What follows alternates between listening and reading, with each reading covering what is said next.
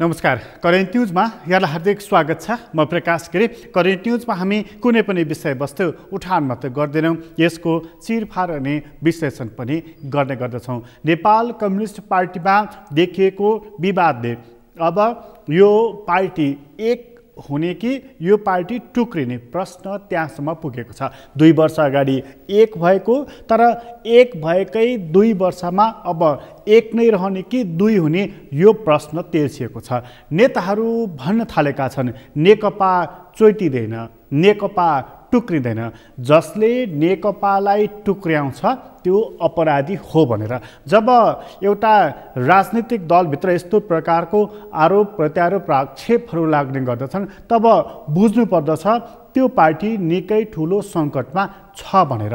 त्यसैले गर्दा नेकपाभित्र अहिले तीव्र गतिमा ध्रुवीकरण प्रारम्भ भएको छ र पूर्व एमाले एकातर्फ भएर त्यहाँ पूर्व माओवादी समूहका नेता पुष्पकमल दाहाल प्रचण्डलाई एक्ल्याउने कोसिस जारी रहेको छ।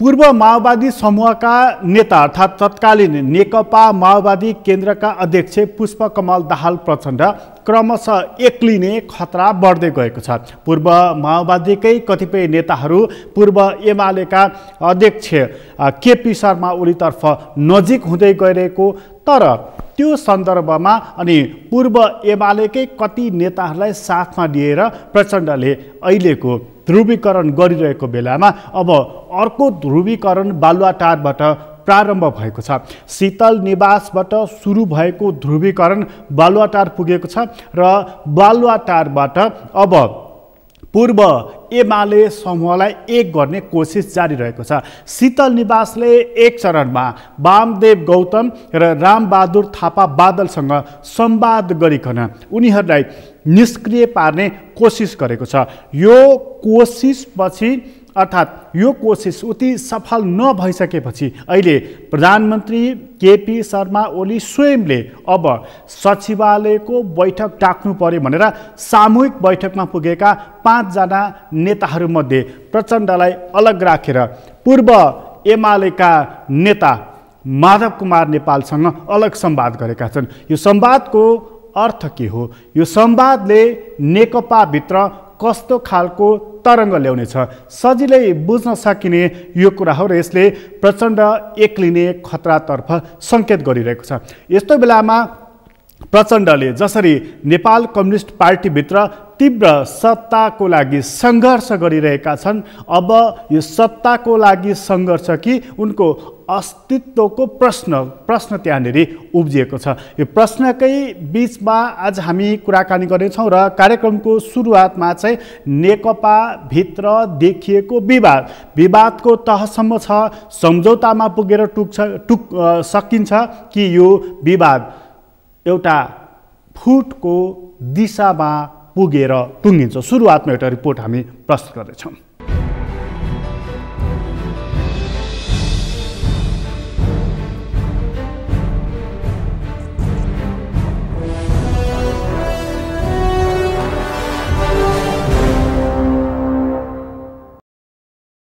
नेपाल कम्युनिस्ट पार्टी नेकपा फुटको बाटोमा हिँड्न थालेको छ। 2 वर्ष अघि 2 ठूला कम्युनिस्ट पार्टी मिलेर बनेको नेकपाको मिलन यति फितलो र स्वार्थपूर्ण देखिएको छ कि अब यो जोडिन पनि अप्ठ्यारो र छुट्टिन पनि कठिन मोडमा पुगेको छ। नेकपाका 2 अध्यक्ष केपी ओली र पुष्पकमल दाहाल बीचको कटुताले चरम रूप लिन थालेको छ। यो कतिसम्म बढेर गएको छ भने नेकपाको सचिवालय बैठक डाक्न समेत 5 जना सचिवालय सदस्यले लिखित रूपमै माग गरेका छन्। सामान्य आँखाबाट हेर्दा यो पार्टी पद्धति हो भने राजनीतिक दृष्टिले हेर्दा यो चिरा परेको सङ्केत हो। नेकपामा अब चिरा पर्नका लागि दस्तावेजीकरण गर्ने प्रयास हुन थालेको छ। साबिक एमाले र माओवादी केन्द्रका तत्कालीन अध्यक्षहरूको बीचमा अचानक भएको सहमतिपछि बनेको नेकपामा त्यसरी आकस्मिक र चमत्कारिक निर्णय गर्ने पार्टी प्रमुखहरू नै अहिले मुखामुखमा उत्रिएका छन्। कहिले फोन वार्ता त कहिले प्रत्यक्ष भेटमा नेताहरूबीच मिल्न सकिन्न भन्ने, अलग अलग बसौँ भन्ने चर्चा पटक पटक चलिरहेको छ। एकता भएको 2 वर्षमा नै पार्टी प्रमुखकै मुखमा अलग बसौँ भन्ने शब्द निस्कनु भनेको नेकपा फुटको बाटोमा हिँडेको प्रत्यक्ष प्रमाण हो। नेकपा भित्रको विवाद झन गहिरो हुँदै गएको छ। नेकपाको सचिवालय बैठक तुरुन्त डाक्न प्रचण्ड सहितका 5 जना सदस्यले माग गरे लगत्तै प्रधानमन्त्री समेत रहेका ओलीको भनाई बिल्कुल फरक आएको छ। उनी बैठक डाक्न तयार नभएका मात्र होइनन्, अब पार्टी नेतृत्व नै नयाँ पुस्तालाई दिनुपर्छ भन्ने सोचमा पुगेका छन्। पार्टी एकता गर्दा ओलीले सरकार चलाउने र प्रचण्डले पार्टी चलाउने सहमति थियो। यो सहमति गत भदौ 26 गते पनि भएकै हो, तर सहमति एकातिर कार्यान्वयन अर्कोतिर भएको छ। यही कारण नेकपा भित्रको विवादले उग्र रूप लिएको हो। हुन पनि ओलीलाई 5 वर्ष नै सरकार चलाउन दिएका प्रचण्डले पार्टीको कार्यकारी अध्यक्ष पनि आफू नै भएको बताइदिएका छन्। ओलीको यो बोलीले नेकपा एकतामा देखिएको दरार टाल्ने भन्दा झन बढी संशय पैदा गर्ने देखिन्छ। यति मात्र होइन, उनले चैतमा हुने महाधिवेशनबाट नेतृत्व पनि नयाँ पुस्तालाई दिने बताएर पार्टीका असहमत पक्षहरूलाई झन चिड्याएका छन्। खासमा ओलीले सरकार र पार्टी चलाउन सकेनन् भनेर एक व्यक्ति एक पद भन्ने नेताहरूका लागि यो झन ठुलो चुनौती बनेको छ। झट्ट सुन्दा लोकप्रिय र पार्टीलाई जीवन्त पार्ने प्रयास हो भन्न पनि सकिन्छ, तर नेकपा भित्रको एकता र यसको भावना बुझ्नेका लागि ओलीको नयाँ पुस्तालाई नेतृत्व दिने उद्घोषको खास आशय पार्टीका असहमत पक्षहरूलाई थप टाढा राख्ने अभिव्यक्ति हो।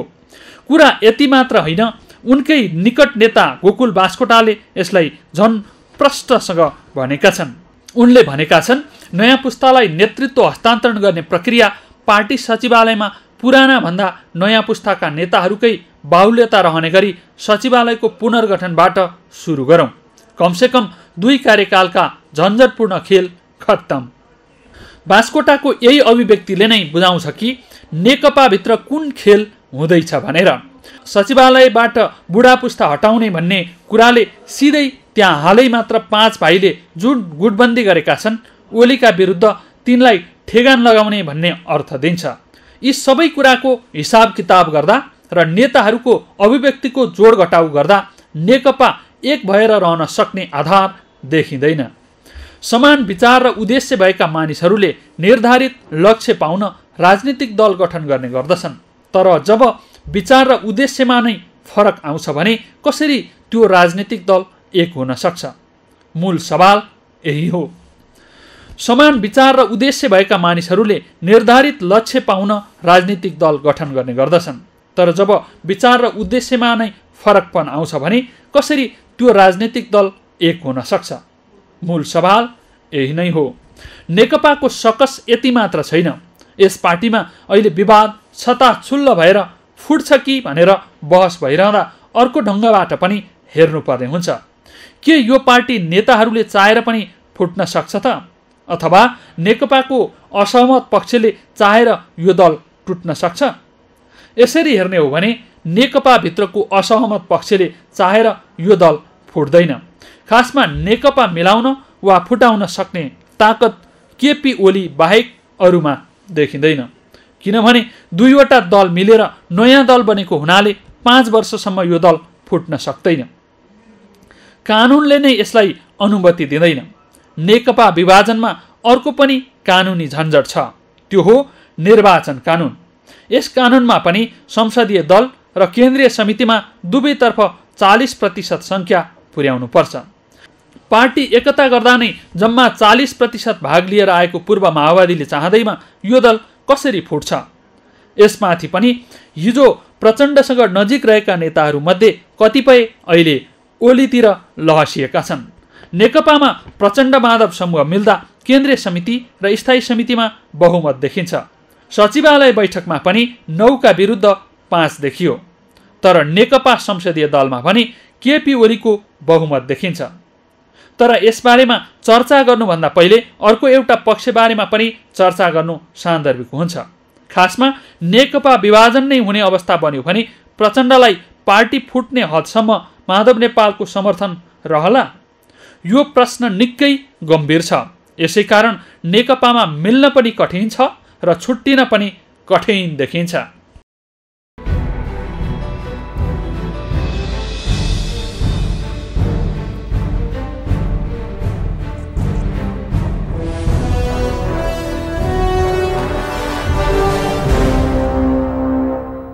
नेकपा भित्रको विवाद र त्यसका शीर्ष नेताहरूको अभ्यास र अभिव्यक्तिले यो पार्टी फुटतर्फ केन्द्रित भइरहेको छ भनेर भन्न सकिन्छ।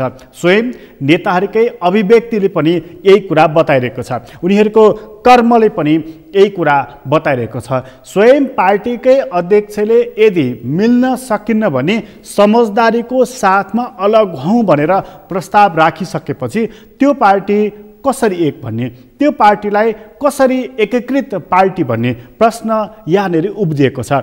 र यो पार्टीभित्र एउटा त्यस्तो पनि अभ्यास भएको छ जहाँ 5 जना सचिवालयका सदस्यहरू मिलेर प्रधानमन्त्री तथा पार्टीका अध्यक्ष केपी शर्मा ओलीलाई तत्काल सचिवालयको बैठक राख्नुपर्छ भनेर लिखित रूपमा माग गरेका छन्। एउटा पार्टीमा लिखित रूपमा बैठक आह्वान गर्नको लागि कति बेला माग हुन्छ? यो राजनीतिको बुझेका सबैले कुरा बुझेकै छन्। जब लिखित रूपमा यस्तो कुराहरू माग गरिन्छ यसलाई दस्तावेजीकरण गरेको भनिन्छ। अर्थात् भोलि कुनै पनि बखतमा तोडीमोडी हुँदाखेरि हामीले त उहिले भएका थियौँ भनेका थियौँ भनेर यसलाई दस्तावेजमा अंकित गर्नको लागि अथवा कथम कदाचित पार्टी फुटिहालेको खण्डमा हाम्रो कारणले अथवा मेरो कारणले होइन भनेर दोष अर्काको थाप्लोमा हाल्नको लागि यस्तो प्रकारको खेलहरू खेल्ने गरिन्छ।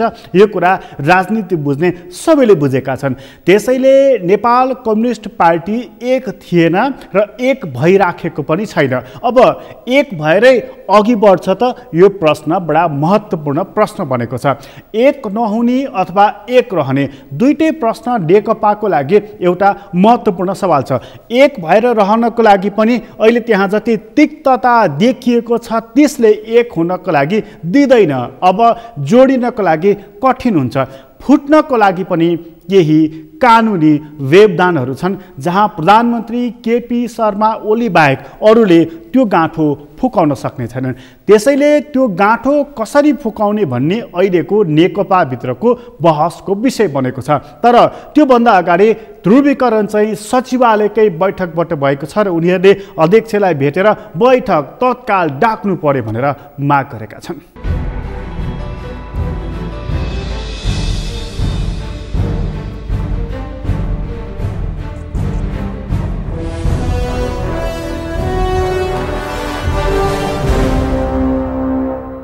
हामीले देशमा कोभिड-19 को संक्रमणको तीव्रता, त्यसले पैदा गरेको नागरिकहरूको स्वास्थ्य सङ्कट, जनजीवनमा देखा परेको सङ्कट र आर्थिक सङ्कटलाई सम्बोधन गर्न हाम्रो पार्टीभित्र स्थायी कमिटीले गरेका निर्णयहरूको कार्यान्वयनको प्रक्रिया अगाडि बढ्न नसकेको स्थितिको समीक्षा र पार्टीमा उत्पन्न सङ्कटका सन्दर्भमा छलफल गरेर पार्टी एकताको रक्षा गर्दै पार्टीका निर्णयहरूको कार्यान्वयनको प्रक्रिया अगाडि बढाउन सही समयमा नै समग्र छलफल गर्न आवश्यक छ भन्ने कोणबाट कार्यकारी अध्यक्षले बारम्बार बैठकको आग्रह गर्नुभएको परिप्रेक्ष्यमा पनि बैठक हुन नसकेको स्थितिमा कार्यकारी अध्यक्षले प्रस्तावित गर्नुभएको सन्दर्भलाई मात्रै ध्यान दिँदै छिटै सचिवालयको बैठक बस्नका निम्ति कमरेड केपी शर्मा ओलीसँग पनि अनुरोध गरेका छौँ।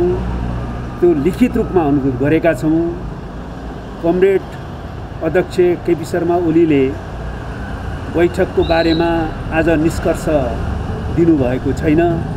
हामीले सकभर भोलि नै नभए पर्सिसम्ममा बैठक बसेर यी सबै विषयहरूमा गम्भीरतापूर्वक छलफल गरौँ र पार्टीलाई एकताबद्ध बनाउने, विधि र पद्धतिको आधारमा पार्टी सञ्चालन गर्ने, पार्टीको निर्णय सबैले कार्यान्वयन गर्ने, छलफलको स्वतन्त्र र काम कारबाहीमा एकरूपताको पद्धतिको आधारमा अगाडि बढ्ने दिशातिर जाने गरी निष्कर्ष निकालौँ भनेर अनुरोध गरेका छौँ।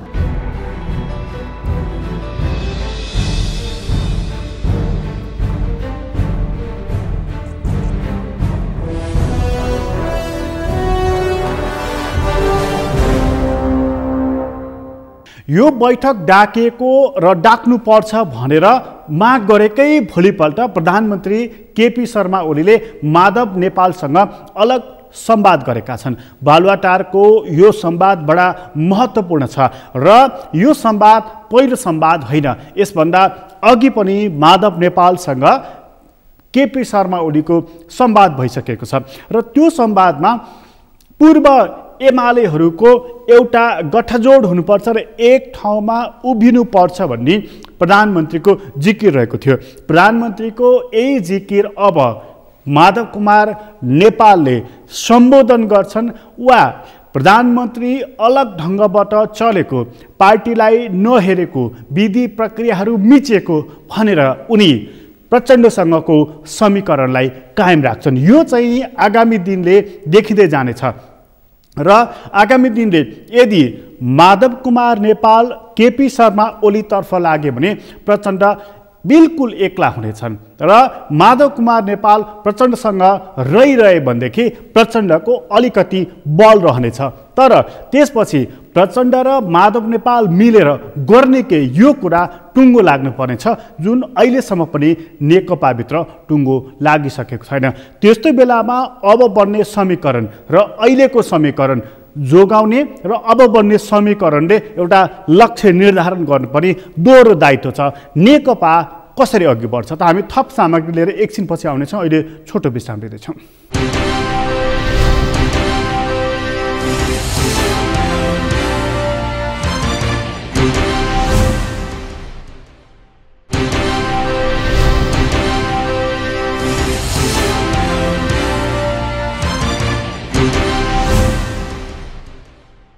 विश्रामपछि पुनः स्वागत छ। हामी करेन्ट न्युजमा छौँ र करेन्ट न्युजमा कुराकानी गर्दैछौँ नेपाल कम्युनिस्ट पार्टीभित्र देखिएको विवादको सन्दर्भमा।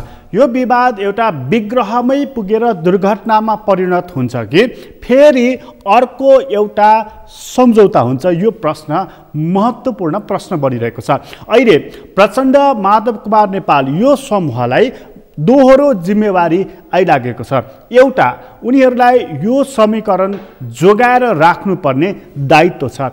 दोस्रो, यो समीकरण बनिसकेपछि गर्ने के, जस्तो प्रधानमन्त्री अथवा पार्टी अध्यक्ष केपी शर्मा ओलीलाई एउटा पार्टीको विधिभित्र ल्याउने अथवा यो प्रक्रिया जसरी अघि बढेको छ पार्टी नै फुटाएर चोइटाएर अलग बाटोमा जाने, यो एउटा दुईटा प्रश्न तेर्सिएको छ। यी प्रश्नहरूको उत्तर दिनको लागि कतिपय कुराहरू खुल्ला हुनुपर्नेछ, जस्तो कानुनी केही प्रावधानहरू खुल्ला हुनुपर्नेछ। त्यो बाध्यताहरू र त्यो व्यवधानहरू खुल्ला भएन भने जुट्नको लागि पनि फुट्नको लागि पनि अप्ठ्यारो पर्दछ। र अर्को महत्त्वपूर्ण कुरा, त्यसो नगरिकन केवल पार्टीको अध्यक्ष र संसदीय दलको नेता मात्रै परिवर्तन गरौँ भन्नको लागि अर्को कुरा खुल्ला हुनुपर्छ। अर्थात् संसदीय दलको नेता परिवर्तन गर्नको लागि संसदको बैठक आउनु पर्दछ अथवा संसदीय दलको बैठक राख्नुपर्छ। तर स्वयं प्रधानमन्त्री संसदीय दलको नेता भएको हुनाले उनले नचाहेसम्म त्यो बैठक पनि रहन सक्दैन। पार्टीको अध्यक्ष परिवर्तन गर्नको लागि कि त स्वेच्छाले अध्यक्ष केपी शर्मा ओलीले छाड्नु पर्यो, अन्यथा महाधिवेशनसम्म कुर्नुपर्ने हुन्छ।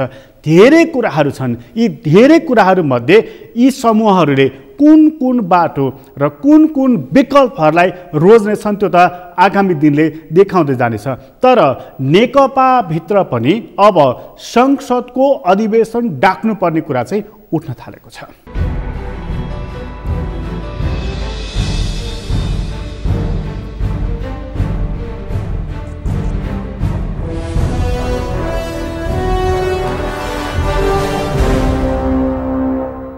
हामीले चाहिँ संविधानको व्यवस्था अनुसार 6 महिनाभन्दा उता लान पनि सकिँदैन र यस्तो किसिमको विषम परिस्थितिमा जनताले चाहिँ आफूले आफ्नो स्वास्थ्य ख्याल गरेर काममा एडजस्ट हुँदै गइराखेको अवस्था पनि हामीले देख्न सक्छौँ। यो सँगै अझ जनताको प्रतिनिधि संस्था संसद जस्तो संस्थाले त जनताहरूको दैनिक समस्याहरूमा आवाज उठाउनु पर्ने हुन्छ, निर्णय गर्नुपर्ने हुन्छ हैन। त्यसको लागि चाहिँ विभिन्न प्रकारको व्यवस्थाहरू गर्नुपर्ने हुन्छ। त्यसैले संसद त अनिवार्य चल्नुपर्छ र मलाई कस्तो लाग्छ भने अहिले हामीले चाहिँ 4 महिनाभन्दा बढ्ता संसद बन्दको अवस्था कटाइसकेका छौँ। अब हामीले तिहार पछाडि त अनिवार्य रूपमा संसद चलाउनुपर्छ र सरकारले यसलाई चाहिँ अब तुरुन्तभन्दा तुरुन्त यसलाई अगाडि बढाउनुपर्छ र यसको लागि चाहिँ जसरी चाहिँ अहिले चाहिँ कोरोनाको कारण प्रतिपक्ष दल सम्पूर्ण राजनीतिक दलहरू जसरी आज चाहिँ एक भएर अगाडि बढिरहनु भएको छ, संसदबाटै यसमा चाहिँ छलफल बहस गरेर एकै ठाउँमा आएर अगाडि बढ्नु अझ राम्रो जस्तो लाग्छ मलाई। त्यो पहिले चाहिँ 600 सांसदहरूको म्यानेज भएको ठाउँ हो त्यो भवन भनेको। त्यसैले अहिलेको सङ्ख्या त एकदमै सानो हो र यसलाई व्यवस्थापन पनि सचिवालयले एक प्रकारले योभन्दा पहिलेको संसदीय बैठकमा तपाईहरुले देख्नु भएको छ त्यसलाई चाहिँ मेन्टेन पनि गरेको छ। दूरी मेन्टेन गरेर रहने यति मात्रै हैन, सांसदज्यूहरू चाहिँ आफ्नो आफ्नो ठाउँमा हुनुहुन्छ, उहाँहरूले आफैले सतर्कता अपनाउने सँगसँगै चाहिँ जुन जुन सांसदज्यूहरूको चाहिँ उहाँहरूको चाहिँ यातायात छैन या उहाँहरूको साधन छैन उहाँहरूको लागि म्यानेज गर्ने यस्ता प्रकारका कुराहरू हामीले चाहिँ सानो भन्दा सानो कुराहरूको म्यानेज गरियो भने संसद चल्न नसक्ने हुन्न। पहिलो मेरो कुरा।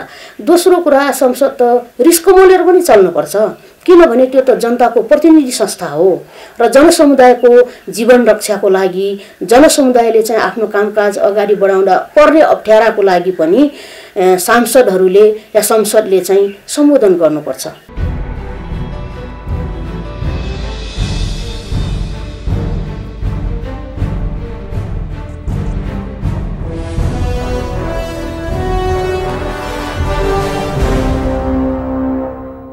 नेकपा भित्र र नेकपा भन्दा बाहिर संसदको अधिवेशन डाक्नुपर्ने थुप्रै कारणहरू देखिएको छ। जस्तो नेपाली कांग्रेस र समाजवादी पार्टीले संसदको बैठकको आह्वानको विषयलाई उनीहरूले अर्कै विषय बनाएका छन्, अर्थात् ठूला मुद्दाहरू छन् र ती मुद्दा संसदमा छलफल हुनु पर्दछ भन्ने उनीहरूको माग रहेको छ। संसद नै खुल्ला नहुँदा हामी कहाँ बोल्ने, हाम्रो आवाज कहाँ मुखरित गर्ने भन्ने उनीहरूको मूल प्रश्न बनेको छ। तर यही सवाल नेकपाले उठाउँदा यसको अर्को अर्थ लाग्दछ र त्यो अर्थ के हो भने नेकपाले यदि संसद खुल्ला गर्यो भनेदेखि त्यो संसद खुल्ला गर्दा संसद मात्र खुल्ला हुँदैन, संसदमा प्रधानमन्त्री विरुद्ध अविश्वासको प्रस्ताव दर्ता गर्ने बाटो पनि खुल्ला हुन्छ, संसदीय गतिविधिहरू पनि खुल्ला हुन्छन्, संसदीय दलको नेता परिवर्तन गर्ने बाटो पनि खुल्ला हुँदै जानेछन्।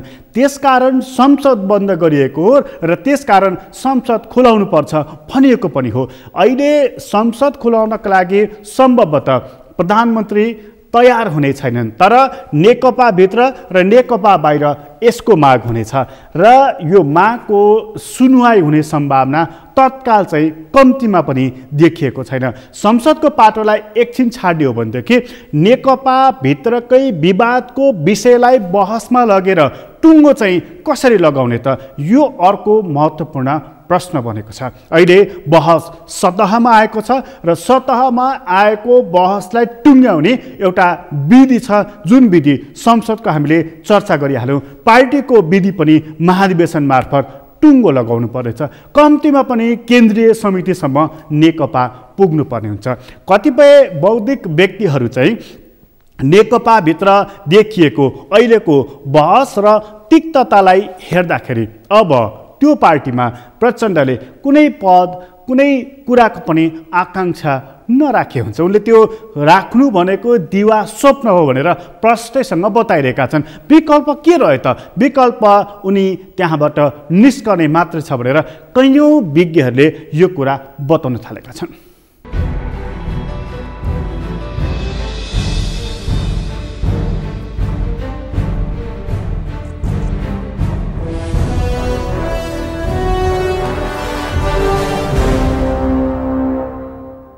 हाम्रो देउवाजी कम्प्लिटली ओलीको पकेटमा पनि देखिँ हेर्नुहोस्, मैले त त्यही देखेँ। नत्र भनेदेखि गगन थापा बोल्छ त त्यो आधिकारिक हुँदैन, शेखर कोइरालाले बोलेको छ उसको आधिकारिक त हुँदैन। काङ्ग्रेस पार्टी रामचन्द्रको त अब खालि बोल्ने मात्रै के गर्न सक्ने अवस्था छैन, म त हुतिनै छैन भन्छु म कि त्यो पनि सिद्धियो। भनेदेखि सितोला एकदम चुप्पलाई पछि अब कता त्यो ढल्किने हुँदै चमेरो मेरो बसिरहेको छन् भनेदेखि। तर जसो गगन थापा भयो, शेखर कोइराला भयो, यिनीहरू चाहिँ कम जल्दो बोल्दो छन् कि यिनीहरूले गर्थे, तर यिनीलाई च्यापचुप पारेर राखेको छ, उनीहरूको आधिकारिक कुरै छैन। भनेदेखि यस्ता यस्ता नेताले केही गर्ने नपाउने, बाँकी देउवाजी चाहिँ त कम्प्लिटली मैले देखाएको त ठेक्कापट्टामा पनि यिनीहरू कहीँ साँठगाँठ छ कि म सुन। जस्तो रेलवेको कुरा चाहिँ त्यो हाम्रो पूर्वको चाहिँ रेलवेको पछि खारिज भयो नि, त्यहाँ म सुन्छु कन्ट्र्याक्ट दिँदाखेरि ओलीको ग्रुप पनि त्यहाँ छन् रे, देउवाको पनि ग्रुप त्यहाँ छ भने मैले सुने भयो। अब कति सत्य हो? अब यो खारिज हुँदाखेरि सबै खारिज भयो नि त।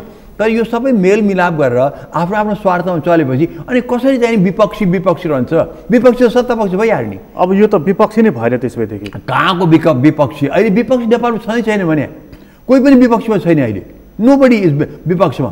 कसले देख्नुभयो के गरे? कोरोनाको यत्रो महामारी हुँदाखेरि मैले विपक्षीमा गएर देखाउँछु मलाई केही एक दुईवटाले कहीँ खुवाएका छन् त्यति हो। कहिले कुनै क्याडरलाई आज पोलिटिकल पार्टीहरूले गर्नुपर्छ कि घर दैलोमा, उनीहरूको त इलेक्सनमा त घर दैलोमा सबै पुग्छ नि, क्याडरहरूलाई चाहिँ मास्क लगाइकन यसरी लगाउनु पर्छ, यो कारण हो, हात धुने कुरा यो हो, डिस्टेन्स राख्नु, यसरी घर घरमा भन्नुपर्छ पर्दैन, सडकमा उत्रेर गर्नुपर्छ पर्दैन। यत्रो क्याडर उनीहरूको सेन्स कङ्ग्रेसको पनि छ, एमालेको पनि छ, माओवादीको पनि छ, सबैको छ नि त, कम्युनिस्ट पार्टीको छ, राप्रपाको पनि छ। खोइ त क्याडरहरू कहीँ निकाले उनीहरूले, कतै पनि जनताले चाहिँ नि राहत दिने काम गरे, खुवाउने कामसम्म नेताको तर्फबाट केही पनि देखिनँ त मैले, कतै केही छैन भने ढाडस दिने कुरा पनि छैन, सचेत गर्ने कुरा पनि छैन। अनिखेरि यत्रो महामारी यो भएको के त डाक्टर साहब? यो के अब यो अलिकति त्यो सृजनशीलता नै नभएको कि अध्ययन नभएको कि? न जनताप्रति यति पनि वास्ता नभएको, जनताप्रति यिनीहरू खालि इलेक्सन टाइममा हामी तपाईँको सेवक पनि हात जोड्छ नि, अब यो हात जोड्ने चाहिँ यिनीहरू चाहिँ छोडिदिएपछि यिनीहरू चाहिँ जनताको सेवक पनि हात जोड्न आउँथे, अब जनताले लात हान्दै हुन्छ, किनभने तिम्रो सेवक त हुँदै होइन, न पक्ष न प्रतिपक्ष, दुईटैले हामीलाई के गर्न, दुईटैले। सरकार भ्रष्टाचारले मै डुबेर चाहिँ नि हाम्रो कोरोनाप्रति हामीले यो अवस्थामा ल्याइदियो, प्रतिपक्षले त्यसको लागि के आज प्रतिपक्षले त्यो भ्रष्टाचारको लागि चाहिँ रसरम घेर्नुपर्छ पर्दैन पार्लिमेन्टमा? भोलि प्रतिपक्षले जनताको बिचमा गएर सरकारले यो गरेन त्यो गरेन भन्ने त्यो ठाउँ चाहिँ उसलाई छ कि छैन? अब कहाँ छ? अब यस्तो महामारीमा यति मान्छे मरिसके, एउटा संवेदनसम्म दिएको छैन भयो कसैले। यत्रो मान्छे मरे, कोही नेताको चाहिँ कोही मर्दाखेरि चाहिँ संवेदना आउँछ यहाँ, अनि यहाँ यत्रो मान्छे मरे, यति मान्छे सङ्क्रमण छन्, यति मान्छे चर्चा छन्, कतै पनि कुनै नेताले संवेदना चाहिँ नि जनतालाई हेर्नुहोस् हाम्रो पक्षबाट चाहिँ नि हाम्रो गल्ती भयो, हामीले तपाईँ गर्न सकेनौँ, क्षमा गर्नुहोस्, तर हाम्रो संवेदना तपाईँसँग छ, हामी तपाईँलाई अझै पनि हामी ट्राई गर्छौँ भन्न सक्नु। उता प्रतिपक्षले पनि त कमसेकम चाहिँ नि जनताले सरकारले गरेन यो ठाउँमा एक पोइन्ट निकालेर चाहिँ नि जनतामा जानु पर्थ्यो पऱ्यो नि। त्यो साथसाथमा पोजिटिभ पनि काम गर्ने, मास्क पनि दिने, सबै कुरा उनीहरूले चाहिँ खुवाउनु पनि खुवाइदिने गर्नुपर्थ्यो पनि। आज चाहिँ गैर सरकारी चाहिँ व्यक्तिहरूले चाहिँ टुडी खेलमा खुवाउँदाखेरि चाहिँ सरकार भने मेयर पनि त सरकार त हो नि, अनि उनीहरूले टाउको दुख्ने, उनको इज्जत गयो अरे, मान्छे भोकै मर्न उनको इज्जत नयाँ। नेपाली एउटा भोकै मर्दाखेरि चाहिँ उनको इज्जत बच्ने, एउटा टाई सुट लगाएर सुट र चाहिँ टाई बाँधेर चाहिँ नि ऊ चाहिँ इन्टरभ्यू दिने मान्छे चाहिँ नि भन्छ कि चाहिँ उनलाई खुवाउँदाखेरि उनको इज्जत गरे, भन्नु चाहिँ इज्जत यही हो? उनको टाई सुट र प्यान्टमै जाने उनको इज्जत रहन्छ? मान्छे भोकै मरिरहेको छ नि, यहाँ खाना कसले दिएको छैन। अब चाहिँ तपाईँहरू पार्टी प्यालेसमा दिनुहोस् है, पार्टी प्यालेसमा दिने के इजी छ? पार्टी प्यालेसमा कति पैसा खर्च हुन्छ? अब चाहिँ नदिने अरे, अरूलाई चाहिँ तिमीहरू गएर पार्टी प्यालेसमा देऊ अरे, कसो कता? अनि काँचो खानिदिएको छौ अरे, तिमीले चाखेको छौ त्यो कुरा, खाने कुरा काँचो सही छैन, तिमीले कहीँ हेरेछौ कसरी पाकेको थियो? धुलोमा गएर बस्यो, त्यो धुलो किन गर्यो तिमीले? खुला मञ्चमा धुलो किन पार्यो? तिमीले गरेको त्यो भनेदेखि तिमी कस्तो गजबको, यस्तो पनि के नेतृत्व हुन्छ? यस्तो पनि यस्तो संवेदनाहीन होइन, एकदमै संवेदनाहीन मात्र होइन यो त। म भन्छु एक प्रकार त्यो त एक प्रकारले मान्छे खाना दिन पाइन्न कसले भन्दा मर्डर हो भने यो त कस्तो यस्तो पनि कहीँ हुन्छ? अनि यिनीहरू चाहिँ हामी चाहिँ नि हामी माथि राज्य गर्ने भने यिनीहरूलाई भन्ने यसको मानसिकता के हो त डाक्टर साहब? जस्तो चाहिँ हामीले जे गरे पनि हुन्छ भन्ने मानसिकता हो कि अथवा यो दम्भ यो घमण्ड किन पलाएको छ त? आखिर कम्युनिस्ट पार्टी भनेको त त्यही धुलो मैलामा खेलेका हिँडेका मानिसहरूको पार्टी हो नि त, त्यो त गरिब किसान मजदुरको पार्टी हो नि त। आजको दिनमा त धुलो मैलो भन्दा आज सुनको धुलो र सुनको मैलोमा डुबेको छ। आज सुनको धुलो पो त कहाँको अब त त्यो धुलो सुलो त गयो कहाँको कम्युनिस्ट पार्टी तपाईँले भन्नुभयो कम्युनिस्ट पार्टी म त भन्छु कम्युनिस्ट पार्टी जेन्युन कम्युनिस्टहरूले भनिसके थिएँ नि यिनीहरू कम्युनिस्ट होइन भनिसकेँ अब मैले के भन्नु जेन्युन कम्युनिस्टहरूले भन्छ कि कम्युनिस्ट पार्टी होइन भने अब म के भन्नु त्यसमा सुनको चाहिँ धुलोमा यिनीहरू डुबेको छ अर्थ भनेको अहिले सरकार सञ्चालनको दृष्टिले उनीहरूको बोलीले अभिव्यक्तिले शैलीले चाहिँ भन्छ यो कम्युनिस्ट होइन भनेर चाहिँ होइन जनतालाई यिनीहरूले के गर्यो यति मात्रै बताइदिनु आज भ्याक्सिन ल्याउने कुरा मैले चुप्लाएर बसिरहेको छु भन्नुहोस् न मलाई अचम्म लागेको डाक्टर साहब जस्तो अब तपाईँले भन्नु नि सत्ता पक्ष विपक्ष दुइटै फेलियर खत्तम भइदिएर होइन तर हामीसँग विकल्प चाहिँ के छ अहिले पनि डेमोक्रेसी भित्रैबाट हामीले विकल्प ल्याउनु पर्छ हेर्नुहोस्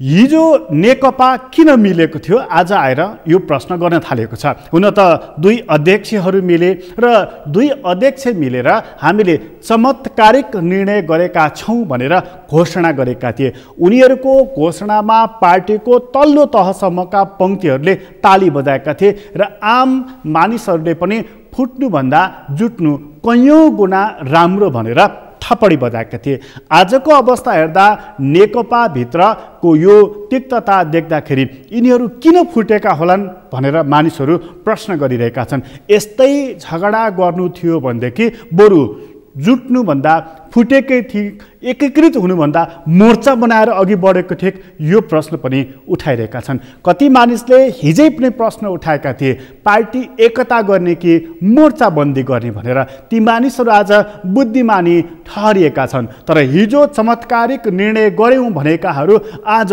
एकले अर्कोलाई महाझेली महाजाली भनेर आरोप लगाइरहेका छन् को महाझेली हो को महाजाली हो यो प्रश्नको उत्तर कसले दिने यो प्रश्नको उत्तर यदि प्राप्त भएन भनेदेखि जाली र झेलीको उपमा कसले बोकेर हिँडिराख्ने हो नेकपाभित्र यो पनि प्रश्न रहेको छैन तर एउटा कुरा चाहिँ प्रश्न रहेको छ एउटा सुन्दर करिब 2/3 बहुमत एउटा सरकार सञ्चालन गर्ने सुन्दर अवसर देश निर्माण गर्ने एउटा त्यस्तो महत्त्वपूर्ण खडी नेकपाको हातमा आइलागेको थियो जुन उसले क्रमशः गुमाउँदै गरेको छ अर्को महत्त्वपूर्ण कुरा संसारमै अति राष्ट्रवादीहरू र उग्र कुरा गर्नेहरू अमेरिकाकै चुनावले पनि परिणाम देखाएको छ कि त्यहाँका अन्तर्राष्ट्रवादीहरू क्रमशः पराजित भइरहेका छन् हाम्रोमा के होला यो कुरालाई पनि ध्यान दिन जरुरी रहेको छ यी सबै कुराले